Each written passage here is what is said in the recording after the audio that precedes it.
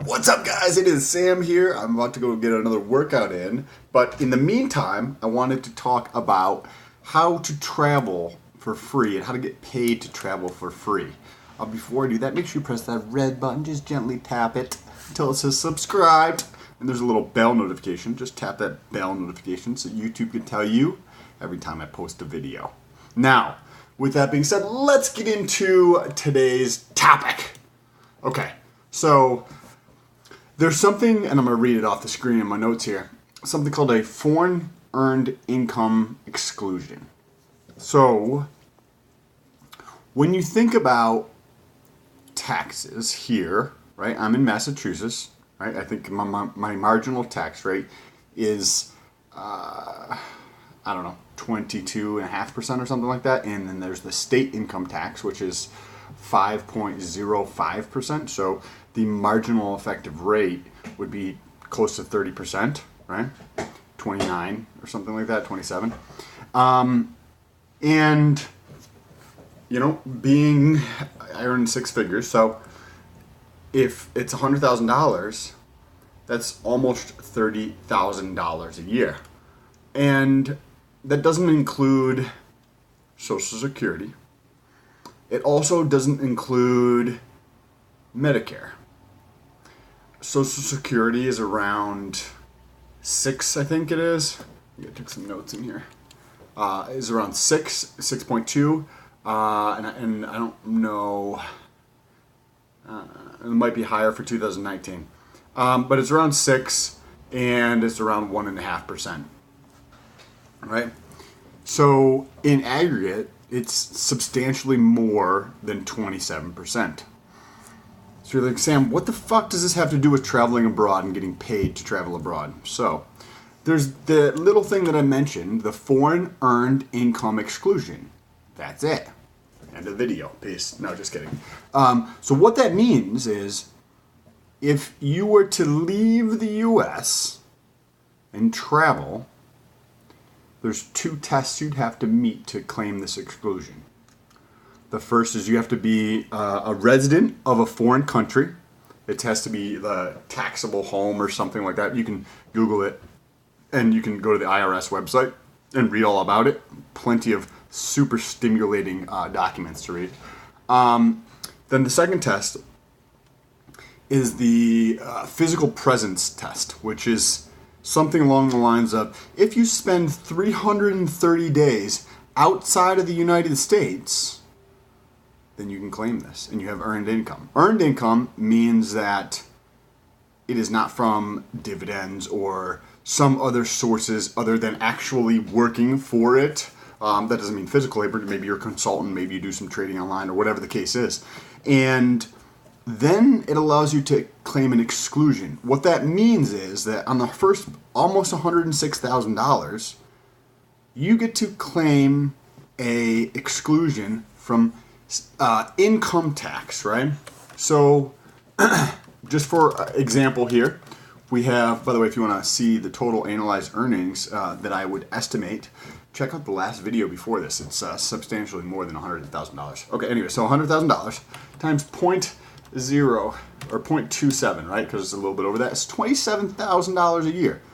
That's an income tax. That's federal and state. Right here, I'm in Massachusetts. So it's about $27,000. If I just move outside the U.S., right, you have to have some sort of income, right?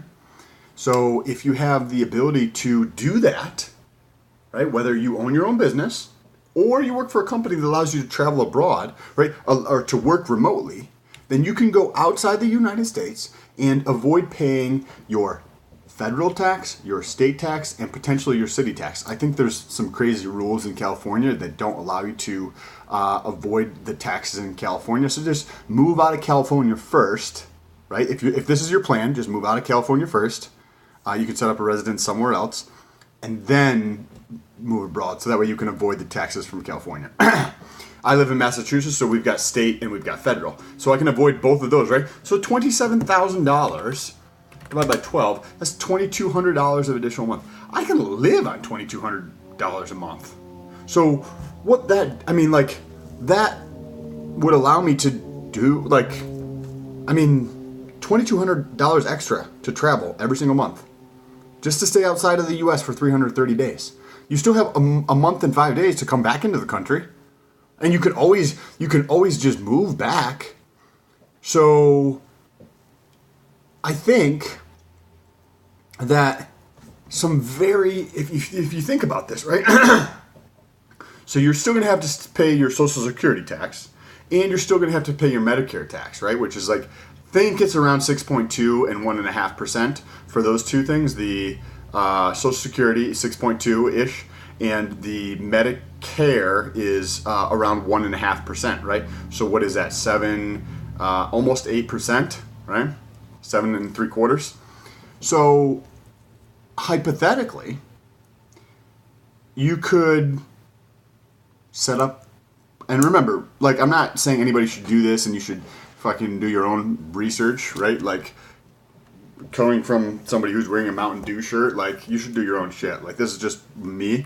But, right, so if you have around 7.75%, so you could potentially save another $7,000 a year by simply setting up a foreign entity as a business that hires you, right?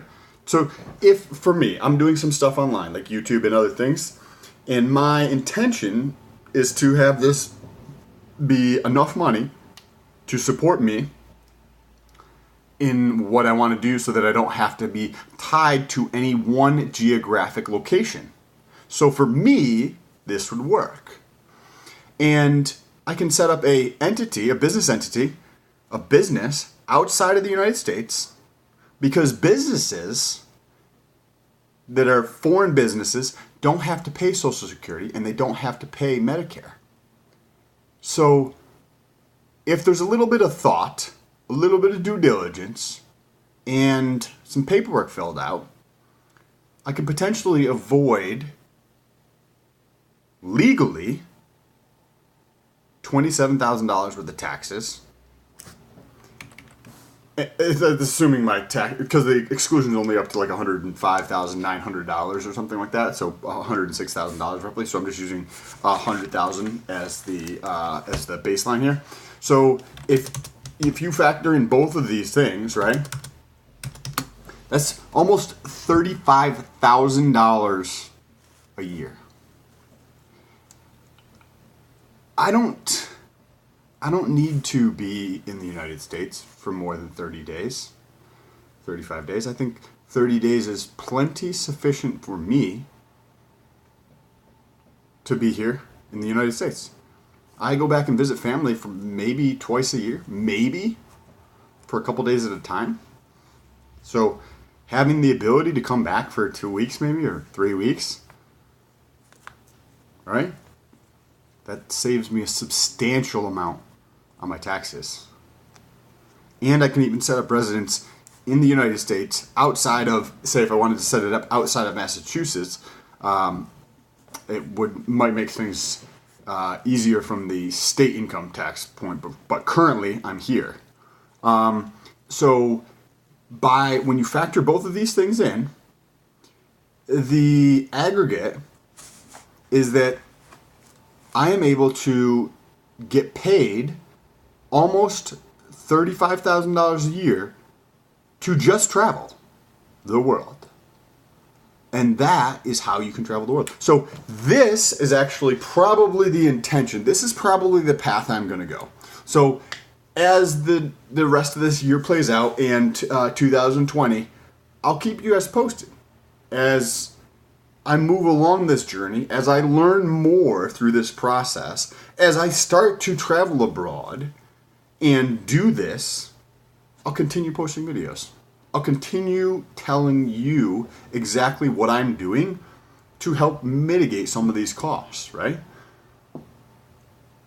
Because $35,000 a year, I don't know, it's pretty substantial. Think about how you could change your lifestyle, right? Even if you wanted to go, and you could, right? We're just hypothetical, so I'm in the very elementary stages of going through this process. I can set up this business entity in a country that does not tax business entities so that I won't have to pay any tax in the local market either, right? Because you're like, oh, well, this clown's not thinking about how he'll have to pay taxes over there. Well, I could set up that as well, so that I wouldn't have to pay taxes, any business taxes. It just takes a little bit of due diligence and a little bit of intentionality about how you want to live your life. And I'll continue to make content like this and whatever is interesting to me and tell you guys exactly how I do this. So for me, right, $100,000, I can save over $30,000, right? So say it takes $5,000 to process the paperwork, hire a lawyer, get the business entity set up properly. I think that $5,000 is a awesome investment for a $30,000. I enjoy traveling, so to have $30,000 extra to travel the year, to travel throughout the year, like I can still save all my money. Still put it into investments and maybe find some real estate deals outside of the country. And with that, make sure you press that subscribe button and that bell notification. If you guys have any questions about this stuff too, let me know down below in the comments. I'm curious to know what your thoughts are. I learned about this a couple months ago and just started to dive a little bit more deeply into this. And this is probably the route I'm going to go for 2020. Also, so you've got two tests. The IRS is going to look at two tests, right? There's the residency test, and then there's the there's a physical presence test. So the physical presence test is the one that I would be more than likely using.